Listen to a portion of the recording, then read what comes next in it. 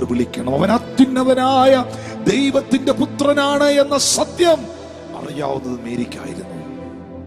ആ വെളിപ്പാട് ആ വിവാഹ വീട്ടിലുണ്ടായിരുന്നത് മറിയത്തിനായിരുന്നു. അതുകൊണ്ട് ആ മറിയത്തെയാണ് ഒരത്ഭുതം അവിടെ കർത്താവ് ചെയ്യുവാൻ സ്വർഗത്തിലെ ദൈവം ഉപയോഗിച്ചത്. ഈ സന്ദേശം കേൾക്കുന്ന എൻ്റെ പ്രിയപ്പെട്ടവരോട് പറയട്ടെ, നിങ്ങളുടെ കുടുംബത്തിൽ, നിങ്ങളുടെ ദേശത്തിൽ, നിങ്ങളുടെ സഭയിൽ അനേകമായിരങ്ങൾക്ക്, പതിനായിരങ്ങൾക്ക്, ഈ ഭാരത രാജ്യത്തിൽ ലക്ഷോപലക്ഷം ജനങ്ങൾക്ക് നിങ്ങളെ ഒരു അനുഗ്രഹമാക്കി മാറ്റുവാൻ, നിങ്ങളെ ഒരു അത്ഭുതമാക്കി മാറ്റുവാൻ യേശു മതിയായവനാണ്.